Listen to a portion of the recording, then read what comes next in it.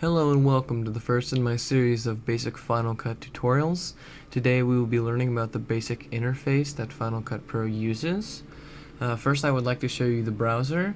This is where all of your files are going to be stored and organized. You will be dealing with two things: bins and sequences. Bins are basically like regular folders you're going to find on your computer, and they have files inside of them.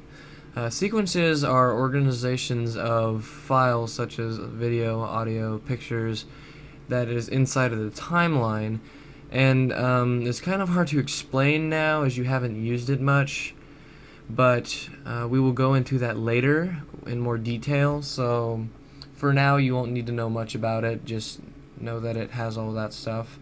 Okay, there are three types of files that you're going to be using, obviously, which are videos, sounds, and music, audio files, that kind of stuff, and each one of these has a different type of logo. To the left of it, as you see, video, picture, and audio. So those are easy ways to tell those apart. Next, I would like to show you the viewer. The viewer is basically where you're going to edit all of your clips / audio before you drag it into the timeline, and there are a few basic buttons that you're going to want to learn.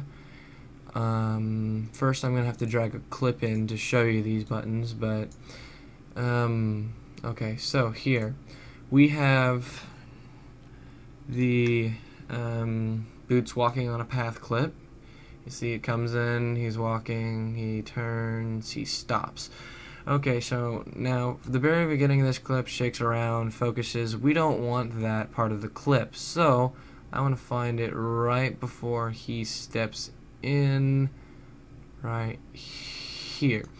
So to mark the end point, the starting point of the clip when you drag it in, you want to click the little mark in button right there. So now when I drag the clip into the timeline, it's going to be right there. That's where it starts.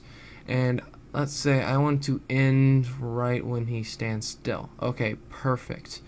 So that's my out point. Now when I drag it into the timeline,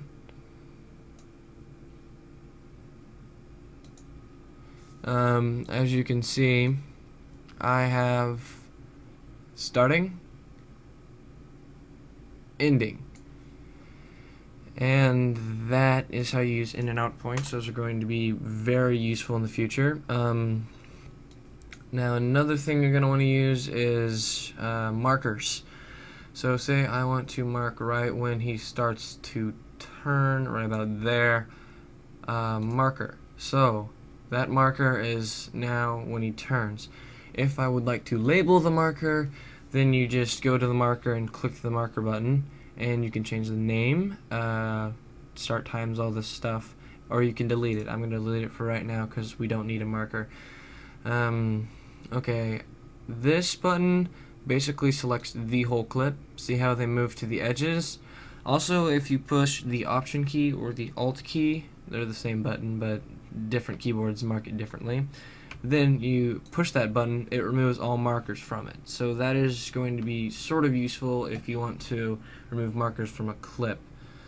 Let me just set some quick in and out points because I don't want the whole clip. Okay, so we have this clip, and as you can see, when I double click on this, it will open it up in the viewer.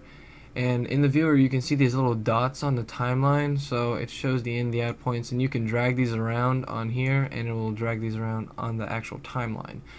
Now this button called Show Match Frame is very useful because when you push it, it will take the dots away, and that sucked because when you push this button, it'll take the clip that you have in the timeline, and instead of using that, it'll take the actual clip from the bin.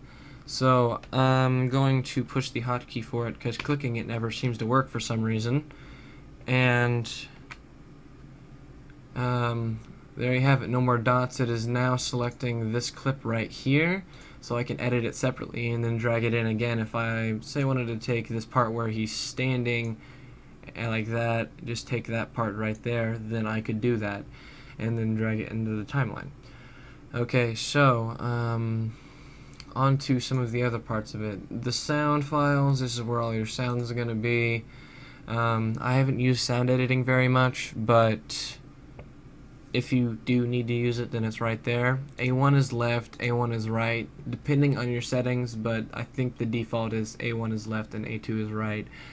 Okay, so filters. This is going to be your audio and video filters that you're going to put on your clips. We're not going to go into any filters yet, but for finding them, you go to the effects tab and you have video filters, audio filters, video generators, all this stuff. So those are going to be useful for the filters tab. Okay, onto motion. Motion is basically tweaking your clip so that it is seen differently in the viewer, so you can change the size of it, you can rotate it, you can change where the video is actually located inside of it, so that is quite useful. There are a lot of stuff there. We're going to go into that in more detail later. Okay, onto the canvas. The canvas basically shows what's on the timeline, whether it's audio or sound. Although it can't show audio, of course, it'll play the audio with showing the video. So that just shows everything finished, what it would look like as you when you render it. Although it is not going to be as high quality, I would think. Well, depending on the size of the window, you know. As you can see on this one, there are similar buttons in out, mark, and keyframes, mark, clip, all this stuff. So out of all of these, the only one that I've ever used on the canvas is mark and keyframe. We're going to get into keyframe later. Okay, now onto the timeline. The timeline is basically your work table inside of Final Cut. It's where you're going to be using all of these video, audio, all that kind of stuff. So that is the work table. That is what you see from the work table. And let me show you a few things that you're going to need to know about the work table. Okay, so there are some few buttons down here at the bottom. First, I'd like to show you this. If you click to the left, it makes it the clips look longer.